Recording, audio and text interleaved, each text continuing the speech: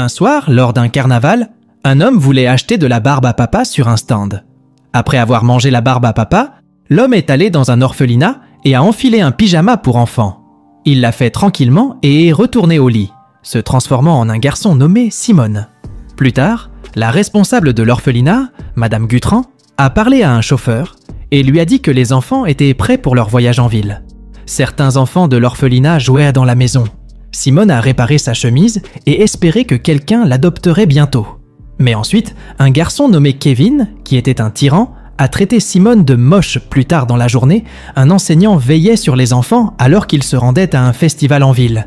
Ils sont montés à bord d'un bateau là-bas. Simone s'éloigna des autres et entra dans la salle des machines pour se cacher. De façon inattendue, une fille nommée Madeleine l'a vue de l'autre côté. Son frère Tama est arrivé par une trappe avec un gâteau et une bouteille de vin pour eux. Tama a vu Simone les regarder. Alors, il l'a invité à partager leur nourriture. Après avoir bu du vin, Simone leur dit qu'il avait été laissé à l'orphelinat quand il était bébé. Plus tard, Simone prit du pain et se cacha sous la table pour manger avec ses nouveaux amis. Puis, ils ont entendu les parents des frères et sœurs les chercher. Soudain, des mains fortes attrapèrent Madeleine là où il se cachait, et Thomas tenta tristement de s'échapper. Simone regardait ses amis rire avec leur père Jacques et leur mère Agnès Durand. Il aurait aimé avoir une famille aussi. Quelques jours plus tard, Madame Gutron appelle Simone et lui annonce que le fils de Jack souhaite l'inviter chez elle pour le week-end. Simone était très excitée et a accepté l'invitation. Le week-end venu, Jack est venu chercher Simone et l'a emmené chez eux. Tama l'accueillit chaleureusement. Simone a aidé à mettre la table et a rejoint la famille pour le dîner. Heureuse. Partie 3. Plus tard dans la nuit, Simone a regardé tranquillement dans la chambre de Madeleine et a vu Agnès aider sa fille à mettre une canule nasale pour l'aider à respirer. C'était un spectacle touchant et Simone se sentait seule. Alors, il se rendit tranquillement dans la chambre de Thomas. Le lendemain, Jacques entra dans la salle à manger avec le gâteau d'anniversaire de Thomas. Thomas souffla rapidement les bougies et Simone et Madeleine se joignirent en riant pendant que Jacques essayait de les rallumer. Ils ont joué aux charades, puis se sont battus aux oreillers avec Jacques. Plus tard dans la nuit, Thomas a glissé un couteau de poche dans le fort qu'ils avaient construit dans sa chambre. Il a demandé à Simone s'il voulait être leur frère de sang pour la vie, lui disant qu'ils devaient mélanger leur sang et se révéler le plus grand secret de chacun. Simone, déterminée à faire partie de cette famille, a accepté. Thomas s'est coupé la paume, a fait une prise de sang sur un cendrier en verre, et Simone et Madeleine ont fait de même. Après avoir conclu le pacte et couvert leurs blessures avec des bandages, Tama a partagé son secret, révélant qu'il avait vu sa mère ours. Ensuite, Madeleine a malheureusement partagé qu'elle n'avait pas d'amis, mais son frère a protesté, affirmant qu'il était évident qu'elle avait des amis. Poussée à révéler une vérité indescriptible, Madeleine a déclaré qu'elle ne devrait pas vivre plus de 20 ans, selon ses parents. Alors que les garçons la regardaient en silence, elle exhorta Simone à révéler un secret. À contre-cœur, Simone fait promettre à ses amis de poursuivre leur fraternité malgré un étrange secret. Ensuite, Simone a comme par magie changé son apparence pour celle d'un autre garçon avant de se retourner, laissant les frères et sœurs sous le choc. À la demande de Thomas, Simone a pris l'apparence d'un autre garçon, puis est revenu, expliquant qu'il ne pouvait copier l'apparence de quelqu'un que s'il l'avait touché. Il montra alors que sa blessure avait disparu après s'être changée, se demandant s'il était immortel, comme le suggérait Thomas. Amusant ses amis avec son pouvoir, le trio retourna dans leur lit. Plus tard dans la nuit, Simone entendit une respiration lourde venant de la chambre de Madeleine. Lorsqu'il entra, il trouva la jeune fille qui luttait pour reprendre son souffle et se calmer. Curieuse de connaître sa douleur, Simone prit la main de Madeleine et reprit sa forme. Soudain, il ressentit la même douleur dans sa poitrine et lutta pour respirer. Madeleine lui a dit d'attendre patiemment jusqu'à ce que cela passe. Alors Simone est revenue à sa propre forme, comprenant leur douleur commune. Le lendemain, Madeleine a offert à Simone un imperméable rose que sa mère lui avait acheté. Alors qu'ils étaient assis dans un silence gênant, la jeune fille l'embrassa soudainement sur la joue et le conduisit dans les bois.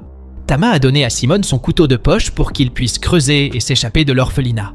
Ils marquèrent une branche sur un chemin comme point de départ, et Tama se lança avec impatience dans une course. En raison de son petit corps, Simone a pris du retard. Alors il s'est transformé en quelqu'un d'athlétique et a couru devant Tama. Dans cette partie, alors que Simon et Tama courent plus loin, Tama dit à Simon de s'arrêter.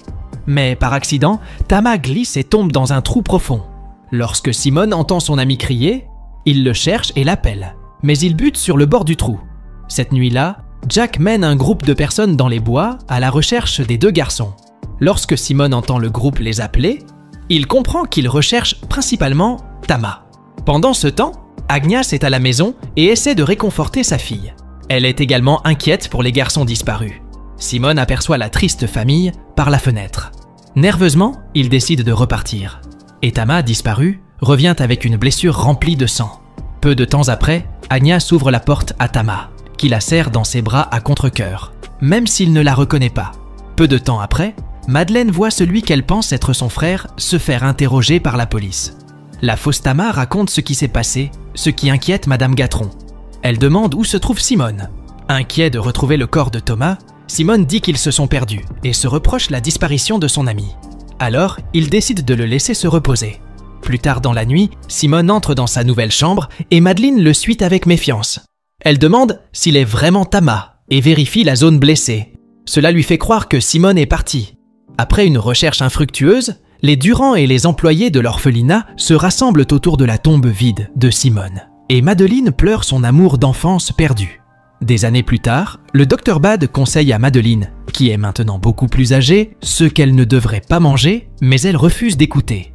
Le médecin concerné lui dit qu'elle doit prendre soin de sa santé, car de nombreux patients attendent avant que Jack ne nettoie son véhicule.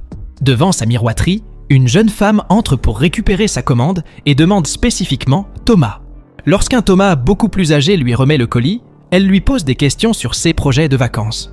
Cependant, le jeune homme timide insiste sur le fait qu'il continuera à travailler le jour de l'anniversaire de Thomas, la famille. Durand et ses amis se réunissent pendant que le garçon d'anniversaire déballera ses cadeaux. Jack offre alors à son fils un cadeau, une plaque miroir pour la boutique avec leurs 2 noms. Il révèle qu'il lui cède la boutique. Dehors, Thomas regarde la cicatrice sur sa paume, triste à propos du magasin qui était destiné au vrai Thomas. Soudain, Madeleine arrive avec son copain sur sa moto. Lorsqu'elle aperçoit son frère solitaire, Madeleine s'approche de lui et apprend que leur père a déjà révélé son plan. Plus tard dans la nuit, Thomas regarde son reflet dans sa chambre et retrouve pour la première fois son visage d'origine de Simone adulte. Simone achète avec impatience une assiette de frites, le goût du plat lui manquant depuis qu'il se fait passer pour un homme allergique aux pommes de terre. De façon inattendue, il aperçoit Madeleine qui le regarde à travers la fenêtre, reconnaissant son visage. Alors Simone détourne nerveusement le regard, espérant qu'elle ne réalise pas qui il estimate. Simone rentre chez elle sous le nom de Thomas, sans prendre la peine de changer de chemise. Au moment où Madeleine frappe à sa porte, elle insiste sans relâche sur le fait que son ami d'enfance est toujours en vie. Elle montre à Tama une photo volée de Simone au café sur son téléphone et achète de nouveaux vêtements alors qu'il revient à sa forme originale. Intentionnellement, Simone entre dans le café où il avait été vu plus tôt et trouve Madeleine à l'intérieur qui l'attend secrètement. Après avoir attiré l'attention de la femme, Simone s'assoit. Comme prévu, Madeleine s'approche et demande s'il est Simone. Cependant, Simone nie calmement, mais la jeune femme ne le croit pas et il prétend que son scepticisme l'attriste. Interloquée, Madeleine s'excuse et se détourne. Soudain, elle a du mal à respirer. Alors Simone, inquiète, la conduit dehors pour prendre l'air. Alors que Madeleine se calme, elle demande le nom du jeune homme. Alors Simone prétend qu'il s'appelle Michel. Ensuite, la serveuse apporte les frites de Michel et propose de l'aide à Madeleine, qu'elle refuse. L'indifférence de Michel à l'égard du problème de Madeleine l'agace. Alors il prétend qu'il n'est tout simplement pas intéressé. Alors qu'il mange ses frites, en regardant le visage de Madeleine, Michel la traite de belle dans un silence gênant. Avant de partir, elle écrit son numéro sur une assiette en carton, ce qui implique également son intérêt. Au dîner, Tama regarde Madeleine, attendant un texto de Michel, ignorant qu'elle est dans la même pièce que lui pour cacher son identité. Tama achète un autre téléphone pour l'usage de Michel.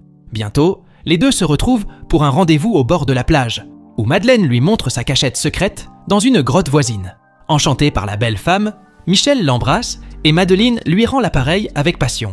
Lors de leur deuxième rendez-vous, Madeleine conduit Michel chez eux, à travers les bois et dans sa chambre. Remarquant que son amant est inhabituellement silencieux à cause de ses intentions, Madeleine révèle que ses jours sont comptés et l'embrasse, provoquant un après-midi intime. Une nuit, allongée autour d'un feu dans la forêt, Madeleine avoue à Tamas qu'elle est émotionnellement folle, amoureuse de Michel. Elle avoue qu'elle souhaite vivre longtemps après sa maladie, tandis que Tamas la regarde avec émotion. Madeleine se rend alors compte que Tamas la regarde de la même manière que Michel la fait se lever et se coucher. Au café, Michel appelle et attend Madeleine, qu'il observe de loin avec méfiance. Lorsqu'il ne se présente pas, Michel va chercher les vêtements de Thomas dans un sac à dos qu'elle cache dans les bois. À l'insu de Simone, Madeleine vit sa transformation de Michel à Tama, confirmant ses pires craintes. Peu de temps après, Madeleine confronte Thomas dans sa chambre et révèle qu'elle connaît le secret, l'appelant Simone. Choquée, Simone arrête son réveil et se transforme en elle-même d'origine, laissant Madeleine pleurer d'agonie. Alors que la femme blessée se rétablit, elle demande où se trouve son vrai frère. Lorsque Simone emmène Madeleine dans l'abîme profond où Tama est morte, il lui dit de révéler la vérité à ses parents.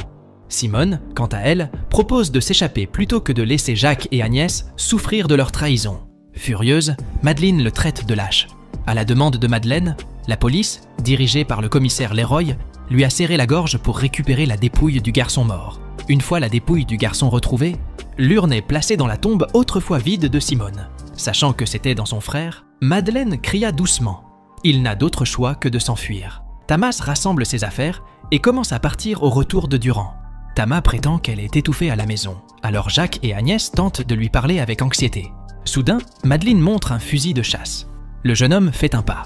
Madeleine lui tire immédiatement une balle dans le ventre, alors Jacques prend l'arme de sa fille et Agnès appelle une ambulance. Madeleine crie à Tama de se changer et de se sauver d'une blessure mortelle. Torturée, Tama prétend être triste et dit aux Durand qu'elle les aime alors qu'elle reprend son rôle de Simone. Alors que Jack et Agnès s'éloignent de l'homme étrange, Madeleine explique que Simone a remplacé Tamar, qu'ils ont enterré plus tôt. Lorsque Simone part, Jack l'accuse d'avoir abusé de son fils. Simone refuse et l'appelle père, ce qui met Jacques en colère. Finalement, Jacques s'étouffe à mort en pleurant. Simone dehors. Lorsque la police arrive pendant la course, Simone se transforme en Thomas, choquant Jacques et le public en saisissant l'occasion. Le commissaire Leroy tente d'arrêter le jeune homme, mais celui-ci s'enfuit aussitôt dans une voiture de police, tandis que Madeleine s'effondre de douleur. Plus tard, Madeleine regarde la police les observer de loin, supposant que Simone les poursuit. Soudain, Madeleine aperçoit un vieil homme qui la regarde tristement. Comprenant qu'il s'agit de Simone, il la contacte, mais Agnès le rappelle. De retour auprès de sa mère, Madeleine lâche son bâton et court vers son amant dans son corps originel, qu'elle embrasse avec envie, lui avouant son amour pour qui qu'il soit. Méfiante d'être surveillée par la police, Madeleine dit à Simone de l'emmener avec elle lorsqu'elle s'échappera. Cependant, Madeleine recule et s'effondre en raison de la détérioration de son état. Quand Agnès arrive, Simone est incapable d'emmener Madeleine avec son corps, alors elle se fait passer pour Jacques devant la foule et court vers la voiture. En arrivant à l'hôpital, le docteur Bad emmène à peine Madeleine et Na aux urgences. Peu de temps après, l'équipe du commissaire Leroy se précipite dans le bâtiment pour retrouver Simone et demande de vérifier l'identité de chaque personne individuellement. Pendant que Simone attend des nouvelles, le vrai Jacques arrive et informe Agnès de la police. Dans le même temps, le jeune homme devient un vieil homme. Alors Agnès dit que son mari Simone l'a aidé et insiste sur le fait qu'ils doivent donner la priorité à Madeleine. Lorsque le docteur Bad revient, il informe les Durand que Madeleine a besoin d'une intervention chirurgicale immédiate, mais qu'elle est toujours sur la liste des greffes. Malheureusement, le cœur de Jacques n'est pas pour sa fille. Alors le médecin leur conseille de se dire au revoir pendant que Simone verse silencieusement des larmes sur le visage de Leroy. Simone s'approche des gardes devant la chambre de Madeleine, lui donner accès. Il dit à Jack et Agnès que toutes les sorties sont sécurisées, ce qui signifie qu'il ne peut pas s'échapper, mais demande à passer du temps seul avec Madeleine. Réalisant qu'elle est Simone, Agnès et Jack quittent la pièce, lui permettant de rencontrer sa fille mourante. Bientôt, les gardes sont sous le choc devant le vrai Leroy. Lorsque l'officier se précipite dans la chambre, il aperçoit une Simone sans vie tenant Madeleine sur le lit. Comprenant que Simone s'est suicidée avec cette substance, Leroy trouve une lettre lui demandant de sauver Madeleine. Le corps de Simone et Madeleine est prêt à recevoir une transplantation cardiaque pour réaliser son dernier souhait. Peu de temps après, les Durand ont pleuré au cimetière, où ils ont placé les urnes des deux garçons sous des noms justement appropriés et ont officiellement nommé Simone Durand. Cette histoire